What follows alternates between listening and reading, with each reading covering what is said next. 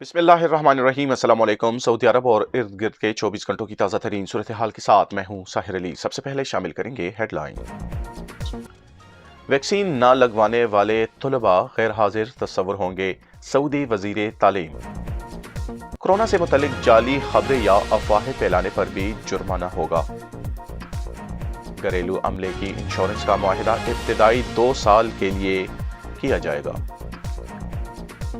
کعبہ کو کل غسل دیا جائے گا، شاہ سلمان نے منظوری دے دی۔ ایک ہفتے کے دوران 15,900 غیر قانونی تارکین گرفتار۔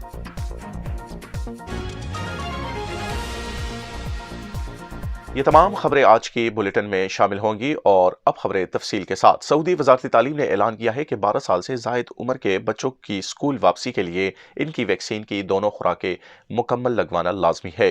عرب نیوز کے مطابق وزیر تعلیم حماد الشیخ کا کہنا ہے کہ یونیورسٹی میں زیر تعلیم طلباء اور وہ جنہوں نے ویکسین کی 2 خوراکیں نہیں لگوائی، انہیں تعلیمی اداروں میں کلاسز لینے کی اجازت نہیں ہوگی اور ان کی رجسٹریشن بھی معطل کر دی جائے گی۔ ایسے طلباء اس وقت تک غیر حاضر سمجھے جائیں گے جب تک وہ دونوں خوراکیں نہ لگوا لیں۔ انہوں نے کہا کہ مڈل اور ہائی اسکول کے طلباء جنہوں نے دونوں خوراکیں لگوا لی ہے صرف وہی کلاسز میں بیٹھ سکیں گے، اور جنہوں نے ویکسینیشن کی دونوں خوراکیں ابھی تک نہیں لگوائی وہ غیر حاضر تصور ہوں گے۔ سعودی وزیر تعلیم نے مزید کہا ہے کہ ہم اپنے بیٹے اور بیٹیوں، ان کے والدین، اساتذہ اور ممبران پر یہ زور دیتے ہیں کہ وہ احتیاط کریں اور ویکسین لگوا لیں۔ واضح ہے کہ سعودی عرب میں کووڈ-19 کے 409 نئے کیسز رپورٹ ہوئے ہیں، جس کے بعد مجموعی طور پر ملک میں کورونا وائرس کے کیسز کی تعداد زیادہ ہو چکی ہے۔ وزارت صحت کے مطابق ریاض میں سب سے زیادہ 126 کیسز ہیں، جبکہ مکہ میں کورونا کے کیسز کی تعداد 66 ہے۔ مملکت کے باقی علاقوں میں یہ تعداد 50 سے کم ہے۔ سعودی عرب میں اس مہلک وبا سے مزید 11 افراد ہلاک ہوئے ہیں، جس کے بعد ہلاکتوں کی مجموعی تعداد 8,469 ہو گئی ہے۔ مزید خبر شامل کریں گے۔ ایک ہفتے کے دوران 15,900 غیر قانونی تارکین گرفتار کر لیے گئے ہیں۔ گزشتہ ایک ہفتے کے دوران سعودی عرب میں اقامہ اور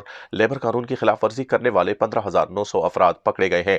سعودی پریس ایجنسی کے مطابق غیر قانونی تارکین کے خلاف جاری مہم کے تحت گرفتار ہونے والوں کی مذکورہ تعداد 12 اگست سے 18 اگست 2021 تک کی ہے۔ غیر قانونی تارکین پاک وطن مہم کے تحت کام کرنے والی مشترکہ فورس نے کہا ہے کہ مذکورہ عرصے کے دوران 454 افراد کو سرحدوں کی خلاف ورزی کرتے ہوئے گرفتار کیا گیا ہے۔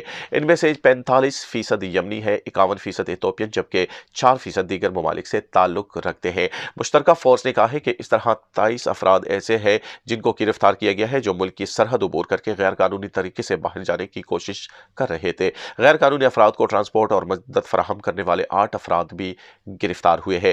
یہاں پر مزید خبر شامل کریں گے۔ گھریلو عملے کی انشورنس کا معاہدہ ابتدائی 2 سال کے لیے ہوگا۔ ریکروٹنگ ایجنسیوں اور اداروں سے افرادی قوت درآمد کرنے والے کا کہنا ہے کہ گھریلو کارکنان کے انشورنس سے سعودی لیبر مارکیٹ شفاف ہو جائے گی اور گھریلو عملے کے حوالے سے درپیش مسائل ختم ہو جائیں گے۔ سبق ویب سائٹ کے مطابق سعودی کابینہ کے وزیر افرادی قوت سماجی بہبود احمد الرحجی کی درخواست پر گھریلو عملے کی انشورنس تجویز کی منظوری دی ہے۔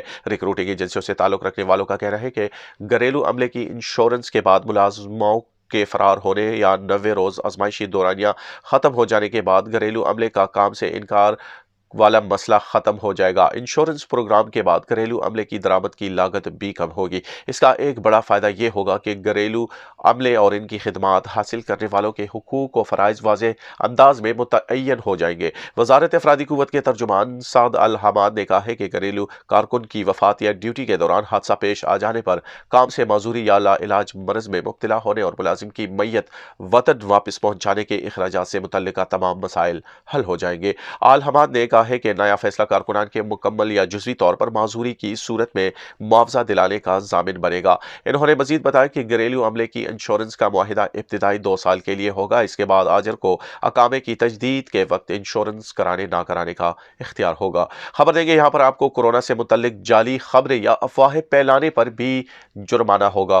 متحدہ عرب امارات میں کورونا SOPs کی خلاف ورزی پر عائد جرمانوں کی فہرست میں اضافہ کیا گیا ہے۔ 1,000 سے 50,000 درہم تک جرمانے عائد کیے جائیں گے۔ امارات کی سرکاری خبر رساں ایجنسی وام کے مطابق امارات کے اٹارنی جنرل ڈاکٹر حمد سیف الشمسی نے کورونا کے پھیلاؤ کو روکنے کے لیے مقرر جرمانوں اور سزاؤں کی اپ ڈیٹ فہرست جاری کی ہے۔ بیان میں کہا گیا ہے کہ قرنطینہ کی ہدایات پر عمل نہ کرنے، دھوکہ دہی، احتیاطی تدابیر پر اداروں یا کمپنیوں کی جانب سے عمل نہ کرنے اور چیک پوائنٹس پر روکے جانے کے وقت یا جوڈیشل آرڈرز کی خلاف ورزی پر عائد جرمانے شامل ہیں۔ جعلی خبریں، معلومات یا کورونا وائرس سے متعلق افواہیں پھیلانے اور کمرشل مقاصد والی گاڑیوں کے لیے عارضی داخلہ قواعد کی خلاف ورزی پر بھی جرمانے عائد کیے جائیں گے۔ اٹارنی جنرل آفس نے شہری اور مقیم افراد کو کہا ہے کہ وہ قوانین کی پابندی، کورونا سے بچاؤ کے احتیاطی اقدامات پر عمل کریں اور صحت و تحفظ کے لیے متعلقہ حکام کے فیصلوں کی پابندی بھی لازمی ہے۔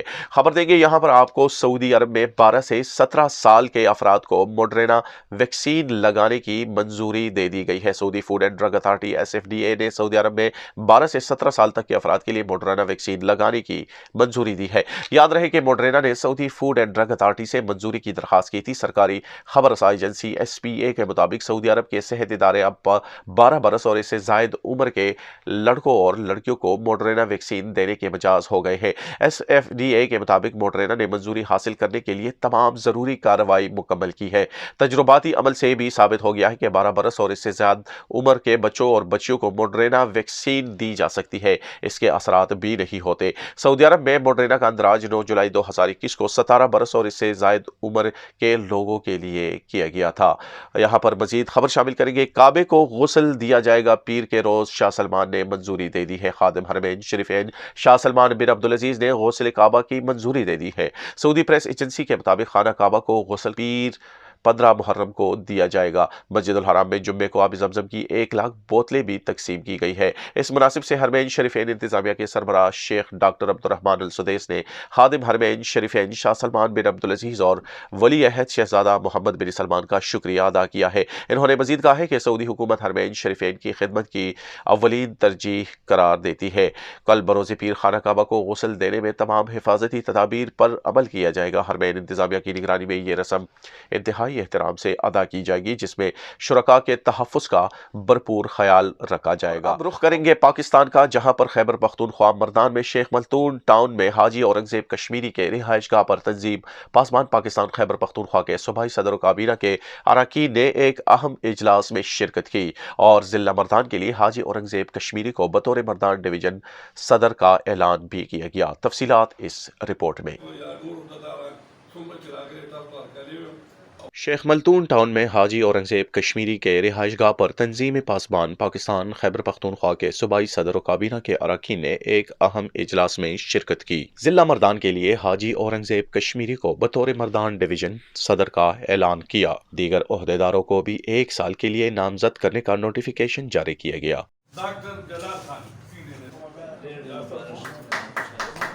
تنظیم پاسبان ایک غیر سیاسی تنظیم ہے جو ظلم، کرپشن، اداروں اور تانوں میں غروبے کے ساتھ ناانصافی، صوبے بھر میں آئس نشہ جو کالجز اور یونیورسٹیوں کے بچوں کو دیمک کی طرح اندر سے جسمانی اور ذہنی طور پر مفلوج کر رہا ہے۔ ان کے فروخت کرنے والے ناسوروں کو جڑ سے ختم کرنا پاسبان تنظیم کا عزم ہے۔